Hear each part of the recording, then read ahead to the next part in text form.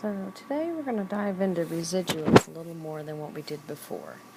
Remember, residual is basically, if you're looking at your line of best fit, the residual is the distance between the actual points in your line of best fit.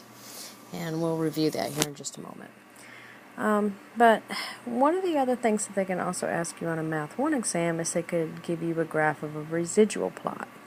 So we're going to look at plotting residual points. So a residual plot is a graph of the residuals on a vertical axis.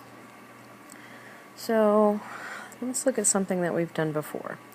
So we've gone through and we've looked at scatter plots. So let's say, it's looking a little bit too perfect. There we go. Alright, so let's say that I have this particular scatter plot. We can tell that's a positive correlation by looking at my points. And let's say I have a line of best fit right here. Now, what a residual does is it basically graphs the height distance that the actual points are from it. So in this particular graph that you're looking at, anything that lands on the line, that's considered your line of best fit. Our line of best fit is our predicted. Okay, so those are our predicted values. It doesn't even look like a D, sorry. Predicted values. And the black dots, okay, our actual dots, those are our actual values.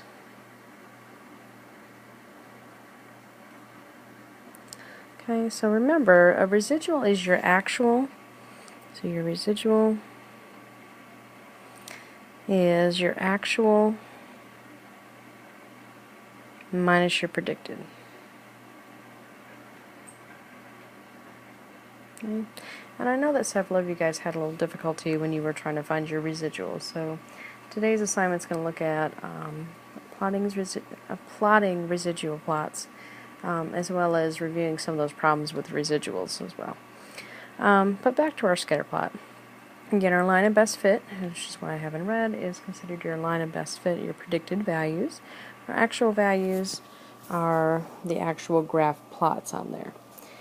Now, I'm going to switch colors here just a second, just so I can highlight some stuff. All of these dots right here, those are above my line of best fit. So when you do a residual plot, those are all going to be above your axis. Whereas, I'm going to switch colors again. Let's say this one. Let's say these actual values down here are below my line of best fit. So when you look at a residual plot, all of those points would be below your line. So if I were to look at a residual plot,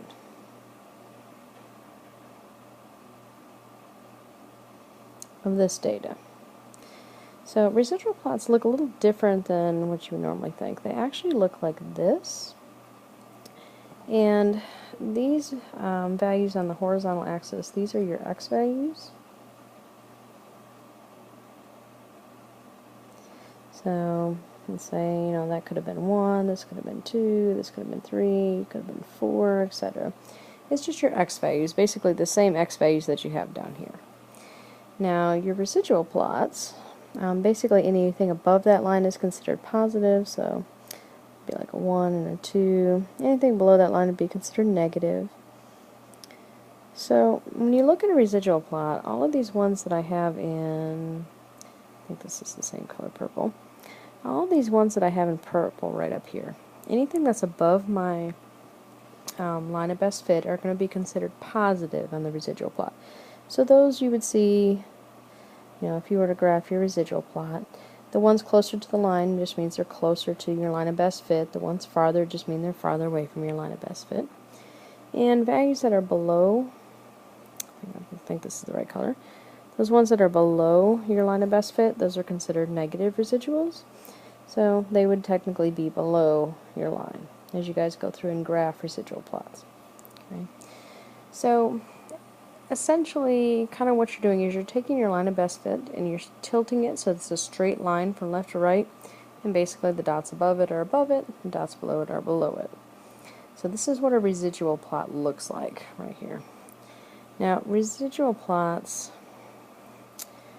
I'm going to talk just a second on which ones are considered good residual plots and linear residual plots. So, if you need anything from this screen, go ahead and get it. I'm going to switch screens. Okay. So, I'm not going to put a whole bunch of numbers and stuff on there, but let's say I have some residual plots here. Okay. Anytime that you have a residual plot where your points, they don't have to be exactly the same number, but you have numbers basically above your line, and you have numbers that are necessarily below your line. This right here is a pretty good residual plot. Okay.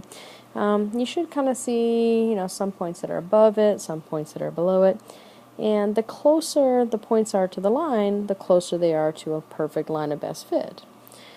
Now, this one would be considered linear. Okay, you're dealing with a linear correlation. Your dots are kind of evenly spread out, just like when you look at a scatter plot. Let's say if I were to make one over here. Your line of best fit, it's got some of them above, some of them below. That right there, that could be the residual plot to that one right there. We have some points above, some points below. That's kind of a good residual plot. Now, if you end up getting a question that asks you something like, which of the following residual plot does not deal with a linear line, something like that. If you have something that's a linear line, it's going to have a residual plot like that. Something that is not linear, the points kind of have some sort of a pattern. This is a very common non-linear one. Okay, makes like a U shape. Those points actually kind of flow when they do something. That's not linear. Okay, linear should have, where the line's kind of hitting right there in the middle. That one's not linear. Another one that wouldn't be linear would be something maybe like this. As long as they're going through and they're finding, sorry, it's giving me a little bit of grief. Yeah. Even though the dots kind of look like a linear line, that is not a linear residual plot. Okay, linear is going to look like this, kind of like a scatter plot where your line's just kind of dividing it in the middle. Basically, your points have no sort of pattern to them.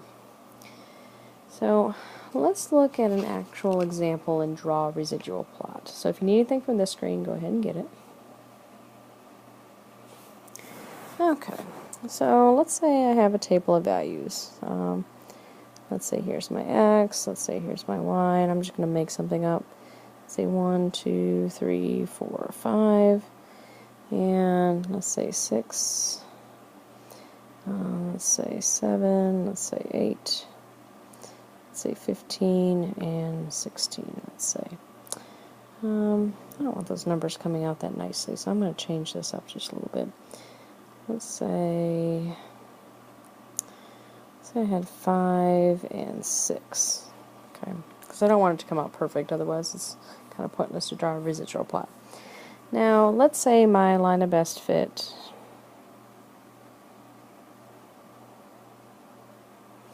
and it is actually noteworthy to tell you, if you're doing a residual plot, you're not actually going to find your line of best fit of the data they give you.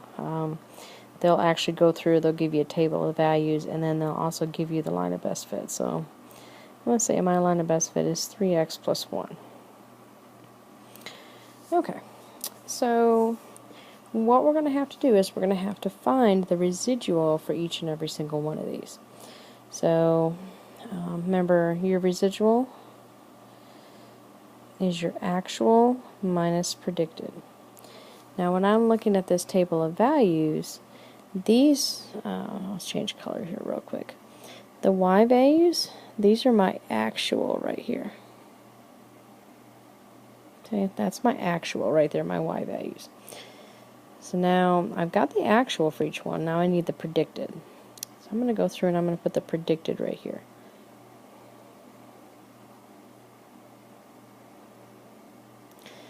No, that didn't really look very nice, but either way, there's my predicted. Remember, your actual comes from the table. We have all the actuals.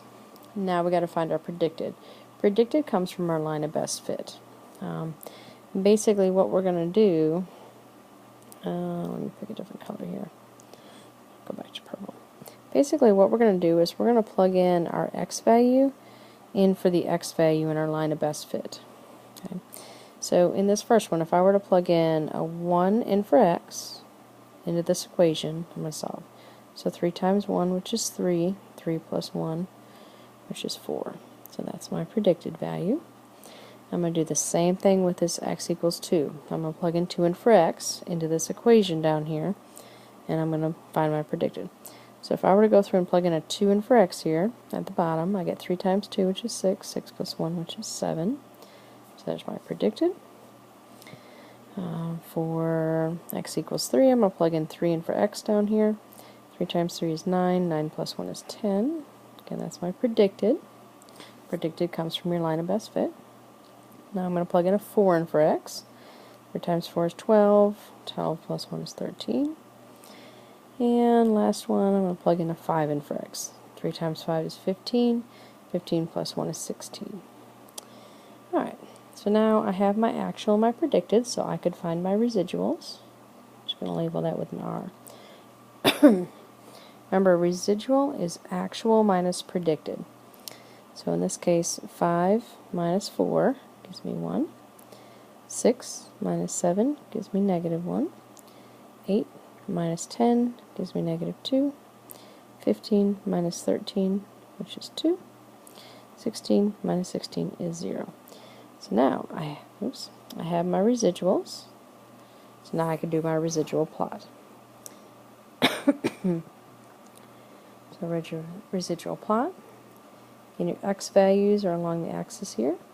So my x values are 1, 2, 3, 4, 5. Your residual plot, and basically I have 1, 2, and then below would be negative 1, negative 2. So for my residual plot, my first R is at 1. So when my x is 1, I'm at 1. When my x is at 2, I'm at negative 1. When my x is at 3, I'm at negative 2.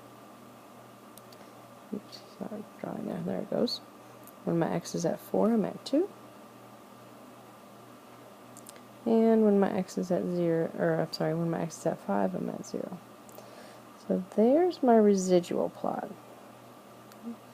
Again, you can kind of see, some of our points are above the line, some of our points are below the line. Honestly, I'm really not going to give you a lot of problems in residual plots. Honestly, I don't think it will show up on your exam, but it could. So I just wanted to make sure that you've seen a residual plot. Pretty much the exam question that deals with residuals every year is like the tables that I've already given you. So we're going to go through one more example, and we're just going to figure out a residual for something. Actually, you have video notes of those already for finding residuals, so I think I'm just not going to make another video. But your homework is going to deal with mostly just finding residuals, as it has been before.